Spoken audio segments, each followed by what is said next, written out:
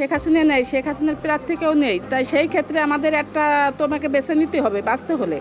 এর জন্য সেই ক্ষেত্রে আমরা বিএনপি বেছে নিছি। রাত পোহালেই ত্রয়োদশ জাতীয় সংসদ নির্বাচন। দেশের নজর এখন ভোটের বাক্সে। তবে আলোচনার কেন্দ্রে আছে একটি জেলা, গোপালগঞ্জ, সাবেক ক্ষমতাচ্যুত প্রধানমন্ত্রী শেখ হাসিনার জন্মস্থান। দীর্ঘদিনের রাজনৈতিক শক্ত ঘাঁটি এই গোপালগঞ্জ এবার যেন এক ভিন্ন বাস্তবতার মুখোমুখি। গোপালগঞ্জের যে চিত্র এবার জনগণের কাছে ধরা দিয়েছে তা অনেকের কাছেই বিস্ময়কর। পোস্টার আছে, ব্যানার আছে, কিন্তু নেই নৌকা প্রতীক। কয়েক দশকের মধ্যে এই প্রথম নির্বাচনের সময়ে আওয়ামী লীগের দলীয় প্রতীক অনুপস্থিত। ফলে প্রশ্ন উঠেছে, গোপালগঞ্জের ভোটাররা এবার কাকে বেছে নেবেন?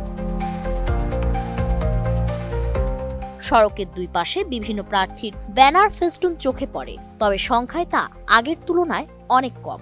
নির্বাচন মানেই পোস্টারে ছেয়ে যাওয়া সেই চিরচেনা দৃশ্য অনেকটাই মুছে দিয়েছে নতুন আচরণবিধি। আওয়ামী লীগবিহীন গোপালগঞ্জের ৩টি আসনে এবার বিএনপি, জামায়াতে ইসলামী, বাংলাদেশ খেলাফত মজলিস, ইসলামী আন্দোলন, জাতীয় পার্টি এবং একাধিক স্বতন্ত্র প্রার্থী সক্রিয়ভাবে প্রচারণা চালাচ্ছেন।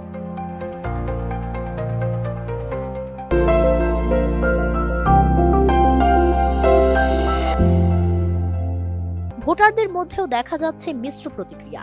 দীর্ঘ বছর ধরে গোপালগঞ্জকে আওয়ামী লীগের সবচেয়ে শক্ত ঘাঁটি হিসেবে বিবেচনা করা হতো। এই জেলাতেই জন্মগ্রহণ করেছেন শেখ হাসিনা এবং তার পিতা শেখ মুজিবুর রহমান। ২০২৪ সাল পর্যন্ত টানা ১৫ বছর দেশ শাসন করেছেন শেখ হাসিনা।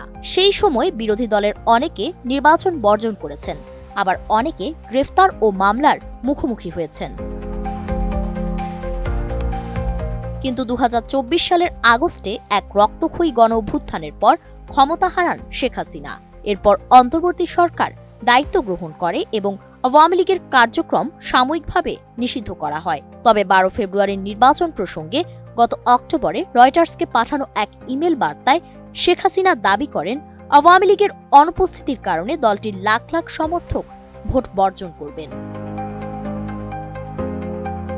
অন্যদিকে আওয়ামী লীগের নেতারা বলছেন যে নির্বাচনে নৌকা নেই, সেই নির্বাচন গ্রহণযোগ্য হতে পারে না।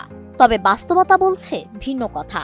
গোপালগঞ্জের স্থানীয় মানুষের একটি অংশ ভোট দেওয়ার বিষয়ে দ্বিধায় থাকলেও বেশিরভাগ মানুষই আওয়ামী লীগের বিকল্প হিসেবে বিএনপিকে বেছে নিচ্ছে। বিএনপি কেন হতো? শেখ হাসিনা নেই, শেখ হাসিনা নেই, শেখ হাসিনার প্রার্থীকেও নেই, তাই সেই ক্ষেত্রে আমাদের একটা তোমাকে বেছে নিতে হবে বাঁচতে হলে। এর জন্য সেই ক্ষেত্রে আমরা বিএনপি বেছে না, ধানের শীষে আমরা দিতে চাই বিএনপি, কারণ আমাদের তো একটা কিছু বেছে নিতে হবে। আওয়ামী লীগ যেহেতু নেই, সেহেতু আমরা এখন সাপোর্ট করতেছি বিএনপিকে। সেক্ষেত্রে বিএনপিকে ভোট দেয় আমার মতে যথাযথ। আমলিগ থাকলে আমলিগকে দিতে হবে, যথেষ্ট আমলিগ নাই আমাকে গোপালগঞ্জ, বিএনপির চাহিদা বেশি।